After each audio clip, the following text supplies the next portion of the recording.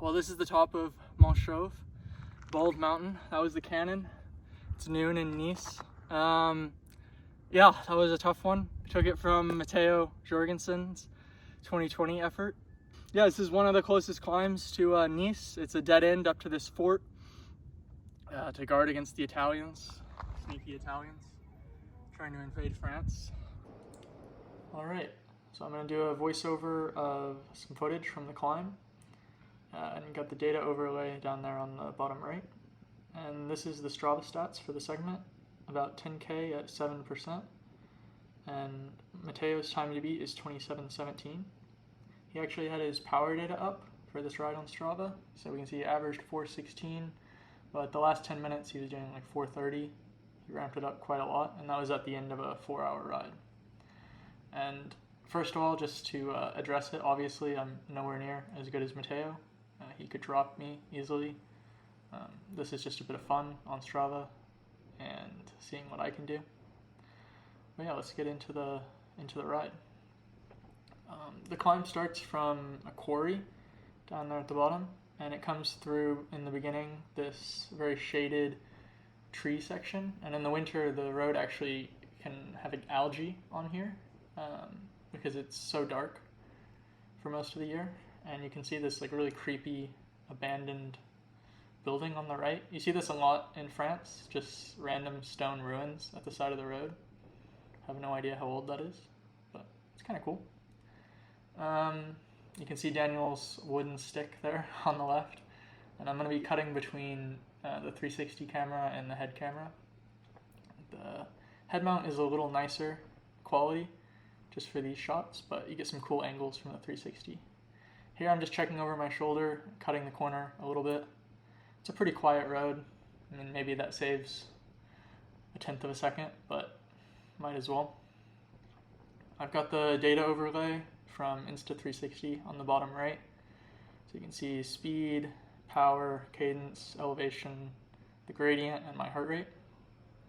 My target for this climb was to try to average around 410 watts. I did some VO2 intervals up this climb the other day, and I was doing 410, and I could see on the Strava comparison that I was going faster than Matteo doing that power. So that was the target. We'll see how I manage, but straight away the legs weren't feeling amazing. We did one attempt starting up this just before this, but as you can see in a moment, there's a little bit of construction going on here, and there's a one-way traffic signal.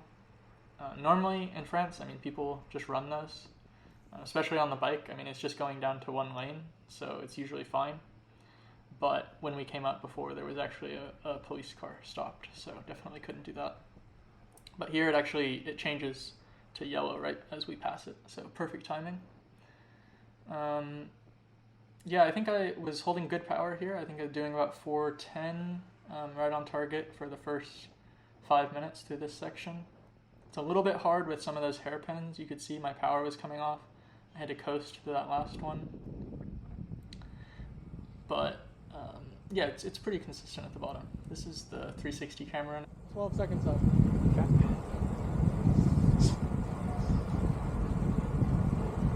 Hey, the steeper, the easier actually for me. So once you start going over 25, it's brutal. As I just said in the video, I'm 12 seconds up at this point on the live segment. And you can see on the left here, that's the quarry that I was talking about where the climb starts. It's quite an eyesore. I don't know why they can't mine their stone or whatever somewhere else, but there are quite a few of these around Nice. Not sure exactly why, but it is what it is. And Daniel was just saying as well that it's really hard for him if we're going over 25k an hour because the e-bike completely cuts out.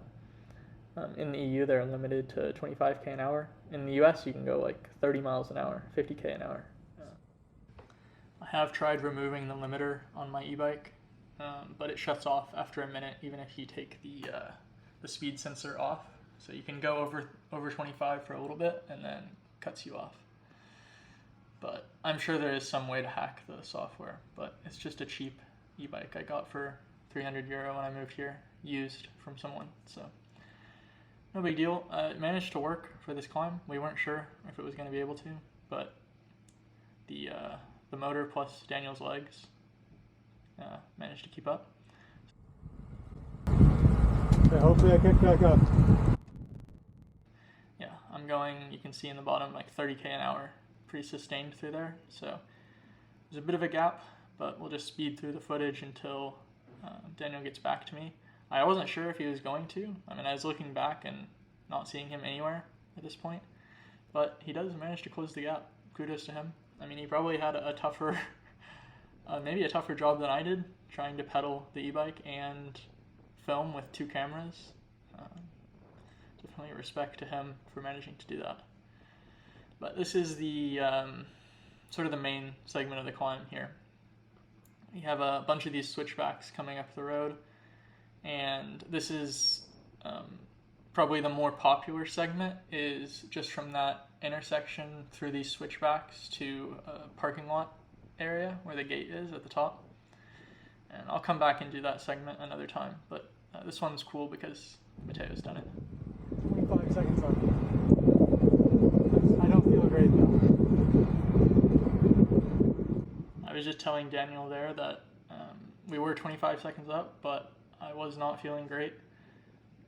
And I could tell with the Strava Live segment that I was not really gaining any more time on Matteo at this point.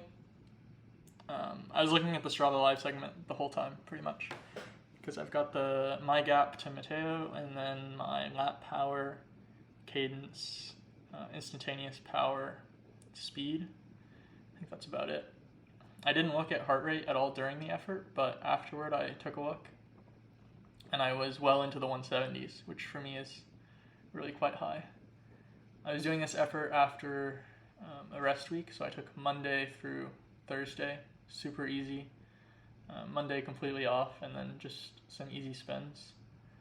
So this was quite a shock to the system. I probably would have felt better if I did maybe a bit of a harder ride the day before, but this wasn't my complete A priority because Daniel and I are going to Italy on Saturday and doing a fondo, the Tre Valli Varesine fondo on Sunday.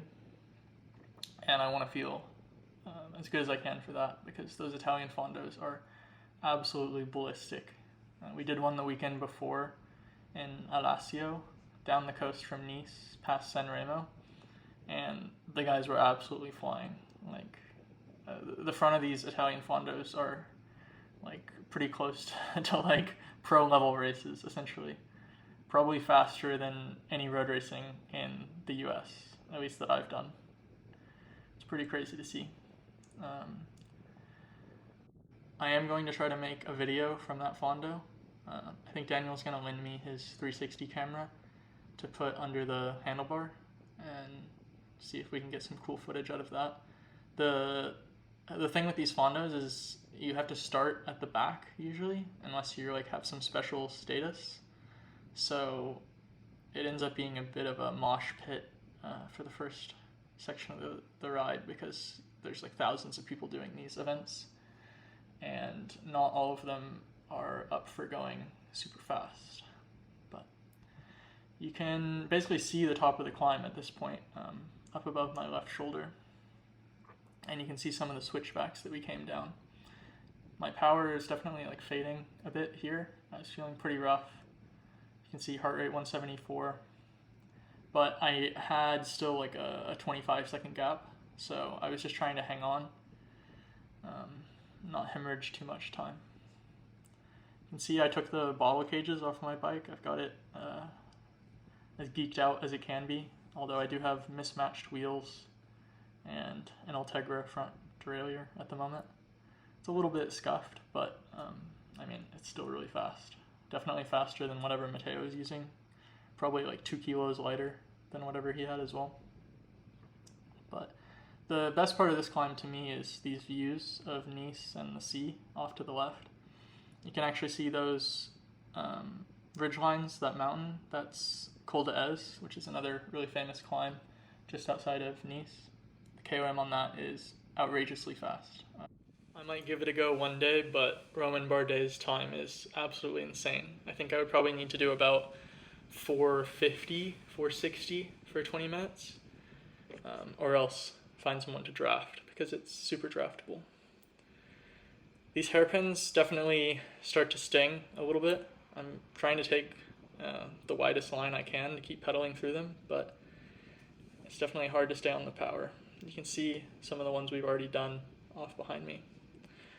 I was sweating like crazy on this climb. In the summer, it's incredibly hot because this is south facing, so you're just completely exposed to the sun. But today it was cloudy and about 20 Celsius or like 70 Fahrenheit. So probably about ideal conditions. Still been able to come up in the summer kit.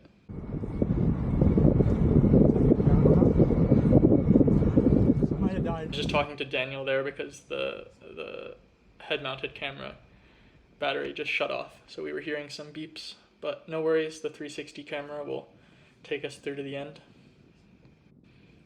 I'd say this is one of the cooler climbs near Nice. I definitely don't do it as often as some of the other ones, just because it's out and back and the descent is incredibly slow. I mean, you've seen the switchbacks and then how narrow this road is, and it's a little bit hard to tell going up, but it's super bumpy. And then you'll see at the top, the switchbacks are quite loose. There's a lot of rocks and gravel on the road. But it is nice because since it's a dead end, there's almost no traffic. I think in this video we've only seen like one car. I don't think I actually got passed by a single car the whole time I was riding. Daniel got passed by a couple on the flat section, but that's definitely an advantage. I've been training quite a lot leading into this. I injured my foot in August and stopped running. And before that, I was training for triathlon. I did a couple 70.3s in Aix-en-Provence and in Nice. But then, since then, I've just been training on the bike full time. I've been doing like 20 to 30 hours. Last week was 29 hours, going into this rest week with 1400 TSS. It was a pretty monster week. So the fitness is good. I would say maybe just shy of my peaks from 2021 and 2023. Both times when I took Payuma, those were probably some of my peak performances. But I'd say I'm like right around that level.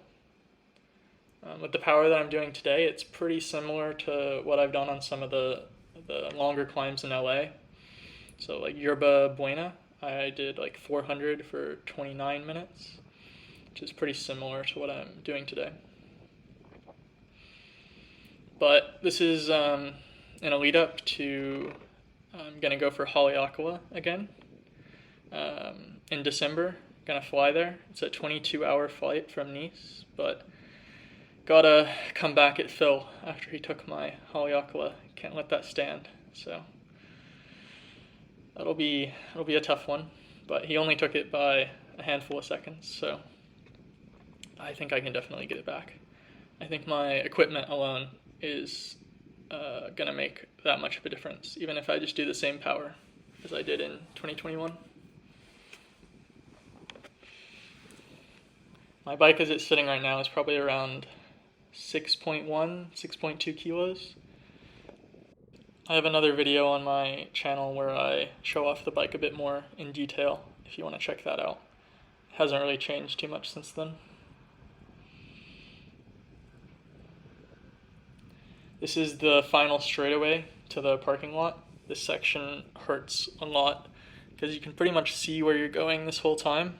And as much as the switchbacks do require a little bit more thought, it is painful to just go in a straight line. You can see my head dropping there, definitely suffering. Cadence has come down a little bit from what I started at. Power's dipping below 400 watts, but yeah, I was hemorrhaging quite a lot of time here. Matteo was definitely starting to light it up.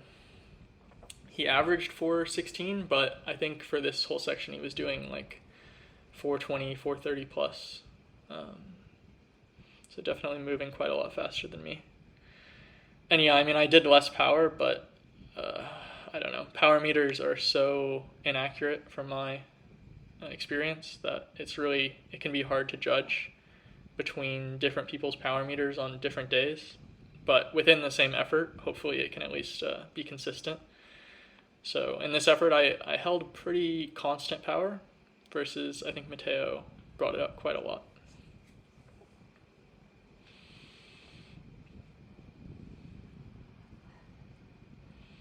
Daniel got right in my face here, which was a bit, that is cool angle.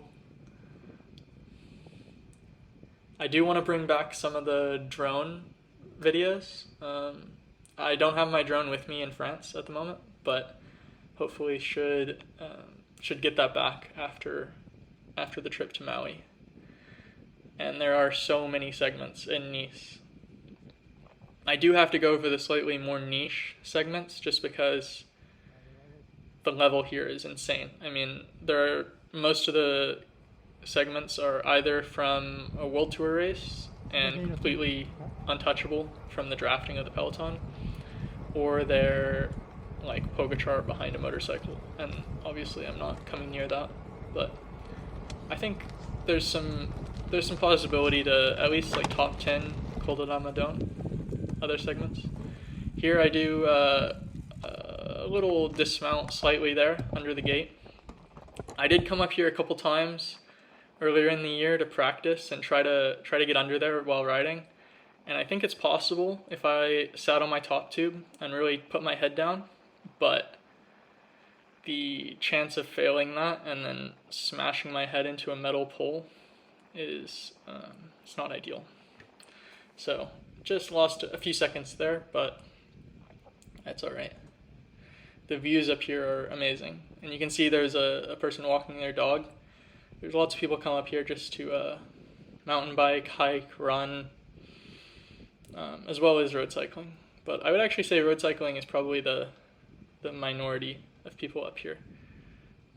I think there must be a mountain bike trail that comes off of this up here because you see a ton of mountain bikers. This is the last segment past the gate where Matteo was putting a ton of time into me. It's really tough. It doesn't look quite as difficult on the video as it is in real life, but these hairpins have a ton of loose rocks on them, and it's pretty hard to get around. You can see I'm like going fairly slowly here, only 15k an hour, but it's a bit tight. Especially on the way down, you're basically coming to a complete stop. I could see on the live segment that I had like less than 10 seconds ahead on Matteo at this point, and I'd been leading the whole time, and I was quite scared at this point that I was gonna lose the KOM. But yeah, it was a little touch and go. But I'm just like sprinting out of these corners. Well, sprinting is a bit generous, but trying my best out of the saddle here and seeing if I can squeeze out just a little bit more. There is actually a Matisse painting of this climb. You can see here, Mont, Chauve en Nice by Henri Matisse. He's quite a famous artist. He spent a lot of time in Nice. There's a museum in the city with all of his works. It's quite nice. If you come to Nice, I'd recommend seeing it. He's inspired by a lot of the surroundings of the area, and I mean, who can blame him? Look at that. Oh, look at all those rocks. There's a fort at the top of this climb. It was built in 1888 to defend against the Italians, as I said in the intro, but I don't think it was ever actually used. There's a little bit of a close moment with a mountain biker right here, which I feel a bit bad about, but yeah, it's just unfortunate timing. He was right on the outside there, but hopefully he didn't mind too much. He didn't say anything, at least. But yeah, this fort is pretty much, I mean, it's abandoned, but it's used for telecommunications now, this whole area. You can see a lot of antennas there on the right, and then it's kind of crazy. You can actually hear the like whirring of the 5G entering your brain when you get up here. And funny enough, there's actually really bad cell signal. I think you're a bit too close, but there are old forts at a lot of the top of these climbs around Nice. The Circuit de l'Athillon has some really cool forts that actually did see battle in World War II with the Nazis. I think they did a last stand up there. But if you come to Nice, I would definitely recommend getting up there, although it is at 2,000 meters, so it's a bit of a journey. But you can see I'm absolutely crawling through that corner like 7K an hour, but most of the corner is rocks. And then this is the fort right here, one last view. And then the segment actually ends like right at the gate, so I kind of kept going into the gravel. But yeah, that's it. Oh, barely. Oh God. Oh, he was going so fast after the gate. Whew.